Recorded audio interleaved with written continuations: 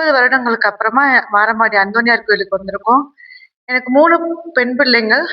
2வது மகள ஒரு 4 வருடமா தீய சக்தியால ரொம்ப கஷ்டப்பட்டா. நாங்க எங்கெங்கேயோ கோயிலுக்கு போனோம்.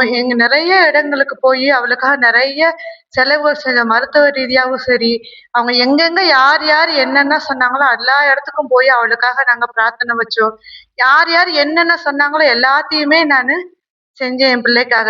அவள பார்க்குறவங்க எல்லாம் நெறைய பேர் பாவப்பட்டவங்க கொஞ்ச நாள்ல அவ நடிக்கிறா. அவளுக்கு ஒண்ணும் இல்லன்னு என் காது படவே பேசினாங்க. நான் அவள ரொம்ப கூர்ந்து கவனிச்சப்ப என்னைய எல்லாரும் தவறா பேசினாங்க. "நீ ஏதோ தப்பு செய்ற. அதனால தான் உன் பொண்ணு சொல்றதெல்லாம் கேட்டு நீ ஆடுறன்னு" கேட்டாங்க.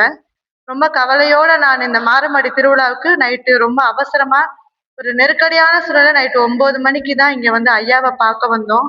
அப்ப என் பிள்ளை வந்து இங்க இந்த பலிபீடத்துக்கு முன்னாடி விழுந்துட்டா. ஐயாட்ட நான் கண்ணீரோட கேட்டு போனேன். "ஐயா நான் எனக்கு என்ன பண்றதுன்னு தெரியல. கடைசி நம்பிக்கை நீங்க தான்.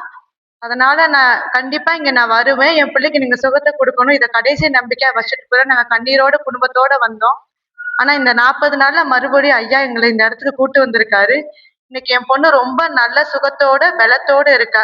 என் மூத்த பொண்ணுக்கு இது 8வது மாசம் நடக்குது. இருந்தாலும் ஐயா கிட்ட வரணுன்றதுக்காக அவள அங்க இங்க கூட்டு வந்திருக்கோம்.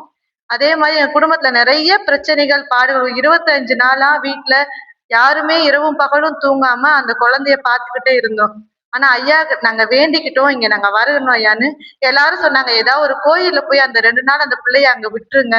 அந்த குழந்தைக்கு சரியாயிரும்னு" சில பேர் சொன்னாங்க. அத நம்பி, சரி நாங்க ஐயாவ நம்பி இவ்வளவு தூரம் அந்த கர்ப்பிணி பெண்ணையும் கூப்பிட்டு ஒரு 12 பேர் இந்த இடத்துக்கு வந்தோம்.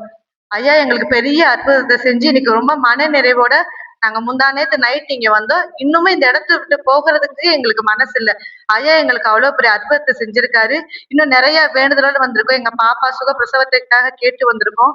எல்லா நன்மையும் ஐயா நிறைவேத்தி கொடுப்பார் நாங்க நம்புறோம். இயேசுவுக்கே புகழ்.